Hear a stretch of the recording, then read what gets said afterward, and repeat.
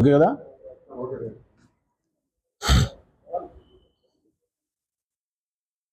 మాట్లాడతాయా?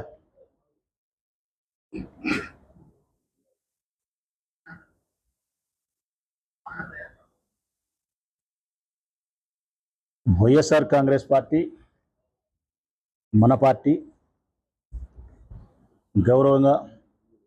గౌరవనీయులైనటువంటి YS Jaganmohan Reddy గారు నా పైన అపారమైనటువంటి నమ్మకంతో వైఎస్ఆర్ కాంగ్రెస్ పార్టీ రాష్ట్ర అధికార ప్రతినిధిగా నియమించినందుకు వారికి నా హృదయపూర్వక కృతజ్ఞతలు, ధన్యవాదాలు తెలియజేస్తా ఉన్నా.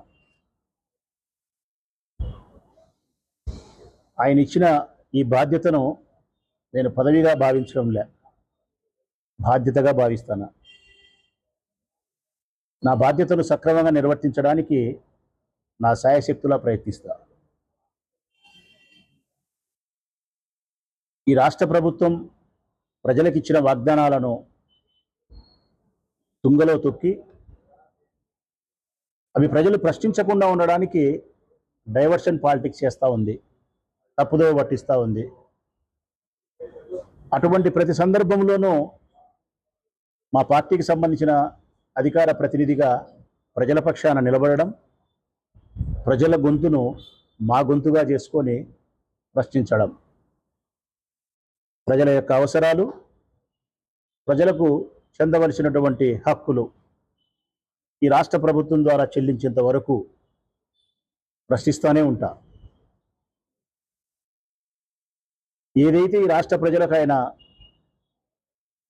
వాగ్దానం ఇచ్చి అబద్ధాలన్నీ చెప్పి అధికారంలోకి వచ్చినాడో, చెప్పిన ప్రతి వాగ్దానాన్ని ఈ రాష్ట్ర ప్రజలకు అందించేంత వరకు మా గొంతు మూగబోదు, ప్రశ్నిస్తూనే ఉంటుంది. అది ప్రతి ఆడపిల్లకు 1500 రూపాయలు కావచ్చు, 50 ఏళ్లకు పెన్షన్ కావచ్చు, అందరికీ అమ్మఒడి కావచ్చు, ఉచిత ఇసుక కావచ్చు, విద్యుత్ బిల్లులు పెంచకుండా ఉండడం కావచ్చు. ఒకటేమిటి, ఆయన చెప్పిన ప్రతి వాగ్దానాన్ని ఈ ప్రజలకు ఆయన నెరవేర్చేంత వరకు వైఎస్ఆర్ కాంగ్రెస్ పార్టీ ప్రశ్నిస్తూనే ఉంటుంది. ఆ పార్టీకి సంబంధించిన అధికార ప్రతినిధిగా జగన్మోహన్ రెడ్డి గారు నాకు అప్పచెప్పిన బాధ్యతను సక్రమంగా నిర్వర్తిస్తూనే ఉంటా. ఒక్క మాటలో చెప్పాలంటే, సత్య హరిశ్చంద్ర నాటికలో నక్షత్రకుడు ఏ విధంగా అయితే హరిశ్చంద్రుడిని ఎంటబడినాడో, వైఎస్ఆర్ కాంగ్రెస్ పార్టీ కూడా ఈ రాష్ట్ర ముఖ్యమంత్రి గారి వెంట నక్షత్రకుని మాదిరే వెంటబడుతుంది ఈ రాష్ట్ర ప్రజలకు ఇచ్చిన వాగ్దానాన్ని నెరవేర్చే విషయంలో. ఇక ఈనాటి ప్రధానమైనటువంటి విశేషాన్ని ప్రస్తావించాల్సి వస్తే డైవర్షన్ పాలిటిక్స్. 4 నెలలైంది ముఖ్యమంత్రి గారు అధికారంలోకి వచ్చి, చంద్రబాబు నాయుడు గారు అనేక రకాల వాగ్దానాలు ఇచ్చినారు. ఇంతకుముందే నేను చెప్పినట్టు ఏ ఒక్క వాగ్దానాన్ని కూడా నెరవేర్చలే, సామాజిక పెన్షన్ తప్ప. అది రొటీన్, అందరూ చేసే వ్యవహారమే. ఇక ప్రత్యేకించి గ్యాస్ సిలిండర్లు చేయలే, ఉచిత బస్సు చేయలే, 1500 రూపాయలు ప్రతి ఆడపిల్లకి ఇచ్చేది చేయలే, 50 ఏళ్లకు పెన్షన్ చేయలే, ఉచిత ఇసుకను ఇవ్వలేకపోయినారు. ఏ పథకాన్ని కూడా అమలు పరచలే. ఒకవైపు విజయవాడలో వరదలు వస్తే 100లో 10% కూడా వరద బాధితులను సంరక్షించే ప్రయత్నం చేయలేకపోయినాడు, గాలి వదిలేసినాడు. అసలు వరద వచ్చేదానికి, విజయవాడ మునిగిపోయేదానికి, కొన్ని వేల మంది ఎఫెక్ట్ అయ్యేదానికి కారణం ముఖ్యమంత్రి గారే.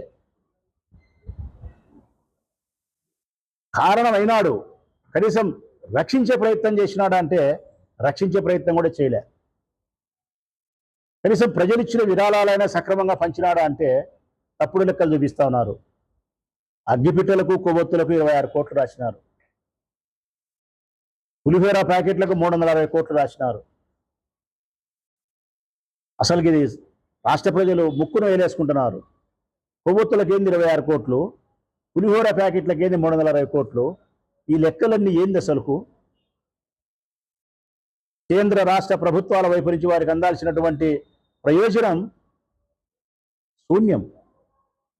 ఈరోజు గుంటూరు కలెక్టర్ ఆఫీస్ దగ్గర కొన్ని వందల వేల మంది పడిగాపులు వేస్తూ ఉన్నారు. మాకు రావాల్సిన 10,000 ఎక్కడ, మాకు రావాల్సిన 20,000 ఎక్కడ అని చెప్పి.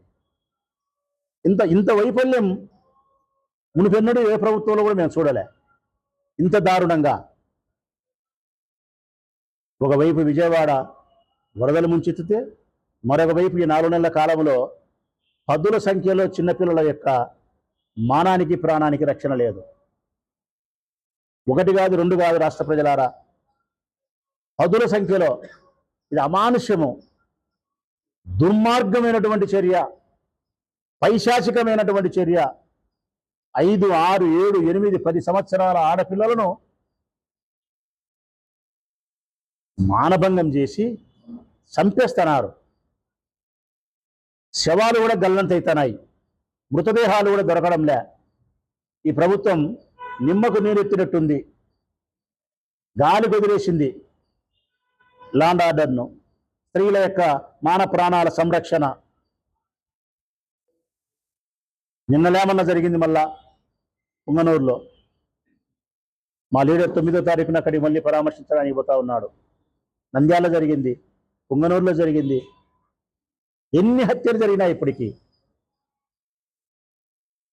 ఈ ప్రభుత్వం ఏర్పడినప్పటి నుంచి ఈ రాష్ట్రంలో స్త్రీలకు కానీ, చిన్నపిల్లలైనటువంటి ఆడపిల్లలకు కానీ ప్రాణాలకు మానాలకు రక్షణ లేదు.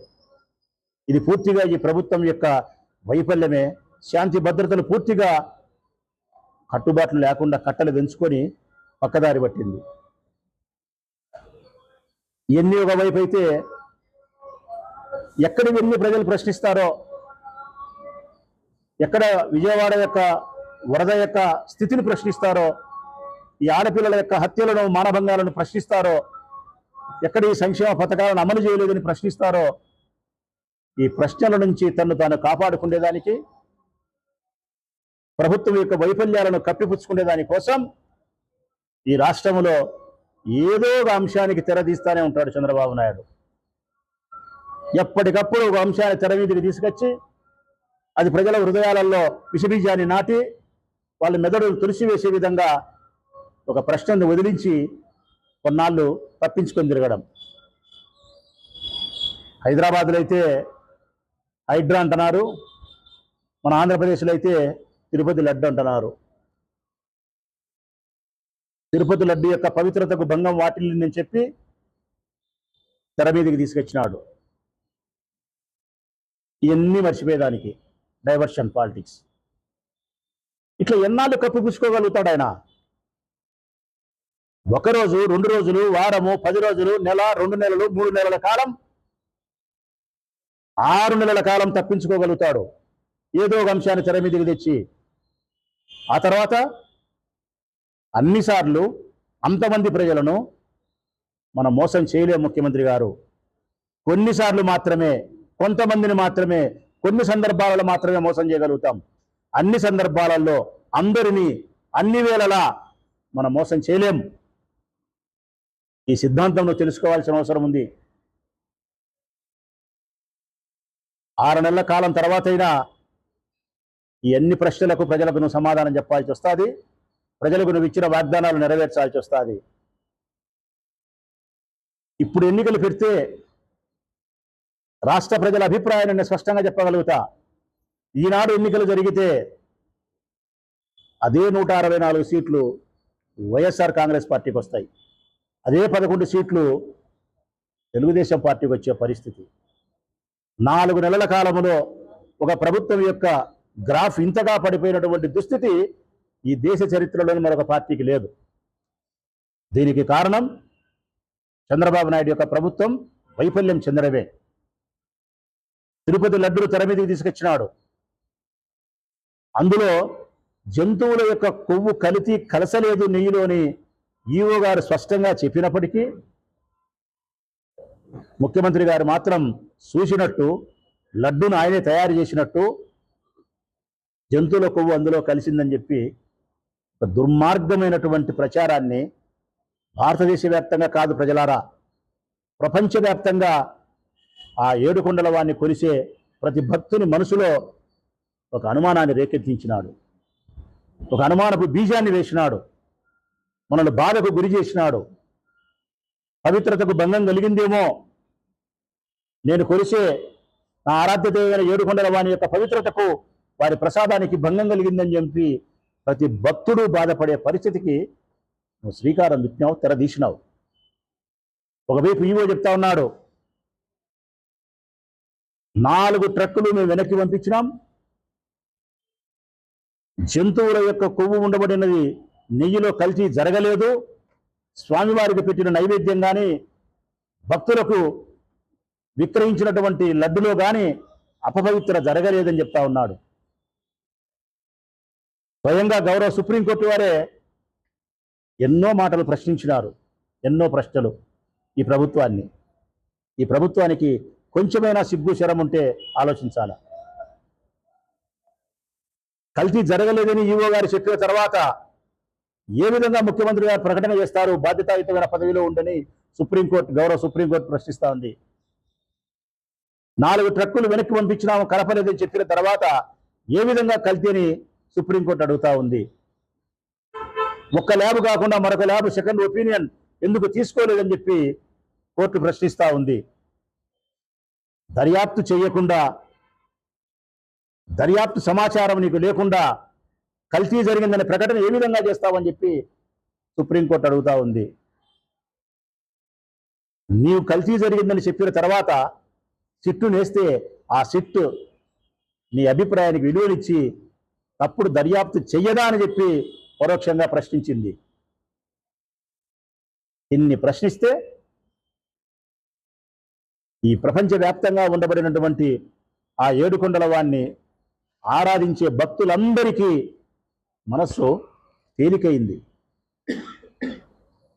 భయం లేదులే, మన స్వామివారి ప్రసాదానికి అపవిత్ర సంభవించలేదు. ఇది ఏదైనా అపవిత్ర జరిగిందంటే, పవిత్రతకు భంగం వాటిల్లిందంటే స్వామివారి ప్రసాదానికి కాదు, దాని విషప్రచారం చేసిన చంద్రబాబు నాయుడు గారే అపవిత్రానికి దగ్గరైనారు, కలంకితుడైనాడు. లడ్డు అపవిత్రత కాల, చంద్రబాబు నాయుడు అపవిత్రైనాడు. ఇప్పటికైనా ఎప్పటికైనా ఆ శ్రీనివాసుని దయ వలన సత్యమే నిరూపణ అవుతుంది. అందుకే ఈ రాష్ట్ర ప్రభుత్వం చేత ఏర్పాటు కాబడినటువంటి సిట్టును రద్దు చేసింది సుప్రీంకోర్టు. 2 రోజులు 3 రోజులు దర్యాప్తు చేసిన సంస్థను వద్దు అని చెప్పి సుప్రీంకోర్టు ఆర్డర్ వేసిందంటే అర్థం ఈ రాష్ట్ర ప్రభుత్వం ద్వారా ఏర్పాటు కాబడినటువంటి దర్యాప్తు సంస్థ నిజాయితీగా దర్యాప్తు చేయదని భావన. అందుకే సిబిఐ వారి ఆధ్వర్యములో, ఆ డైరెక్టర్ యొక్క ఆధ్వర్యములో 2 వారు ఉండి, మరొక 2 రాష్ట్ర ప్రభుత్వం చేత నియమించబడిన పోలీస్ అధికారులుండి, ఫుడ్ కమిటీ సెక్షన్ సంబంధించిన అధికారులు మరొకరుండి, ఈ 5 మంది ద్వారా ఇండిపెండెంట్గా స్వతంత్రమైనటువంటి ప్రతిపత్తి కలిగినటువంటి ఈ దర్యాప్తు సంస్థనే దర్యాప్తు చేస్తుందని చెప్పి సుప్రీంకోర్టు చెప్పింది. ఇక్కడికైనా రాష్ట్ర ప్రభుత్వానికి అర్థమైండాల మన మీద ఎంత నమ్మకం ఉంది సుప్రీంకోర్టుకు అనేది, చంద్రబాబు నాయుడు గారి ప్రభుత్వం పైన ఎంత విశ్వసనీయత ఉంది సుప్రీంకోర్టుకు అనేది ఇప్పటికైనా ముఖ్యమంత్రి గారికి అర్థమైండాల. ప్రపంచవ్యాప్తంగా ఉండబడిన ఏడుకొండల వారి భక్తులందరికీ నేను విజ్ఞప్తి చేస్తాను వినయపూర్వకంగా, మనం కొలిసే మన స్వామి యొక్క ప్రసాదానికి అపవిత్ర ఏర్పడలేదు. మనం కొలిసే స్వామి యొక్క ప్రసాదానికి పవిత్రత అదే విధంగా ఉంది. మనం ఎవరం బాధపడాల్సిన అవసరం లేదు. ఇది సుప్రీంకోర్టు వారి మాటల వల్ల మనకు రుజువు అయిపోయింది. మనం బాధపడాల్సిన అవసరం లేదు, భయపడాల్సిన అవసరం లేదు. అపవిత్రత జరిగింది లడ్డుకు కాదు, చంద్రబాబు నాయుడు గారి యొక్క వ్యక్తిత్వానికే అపవిత్రత. ఇది కొత్తగా మనం చంద్రబాబు నాయుడు గారి ప్రభుత్వానికి అపవిత్రత అనుకోవాల్సిన అవసరం లేదు. ఎందుకంటే ఆయన రాజకీయ జీవితం అంతా, ఈనాడు కాదు, రాజకీయ జీవితం అంతా కలంకితుడే. మోసాలతోనూ, అబద్ధాలతోనూ, తప్పుడు వాగ్దానాలతోనూ, వాడుకొని వదిలేసే విధానంతోనూ ఎప్పటికప్పుడు ఏ అండక గొడుగెత్తి రాజకీయాన్ని చేసి అధికారంలోకి వచ్చినాడే తప్ప విశ్వసనీయత ద్వారా కానీ, విలువల ద్వారా కానీ, ప్రజా సంక్షేమ ద్వారా కానీ, ప్రజా సంస్కరణల ద్వారా కానీ ఆయన రాజకీయాల్లో ఎప్పుడు పదవిలోకి రాలే. ఇప్పుడు కూడా అంతే, ఇప్పుడు కూడా అంతే. డైవర్షన్ పాలిటిక్సే. ప్రశ్నిస్తానే ఉంటాం.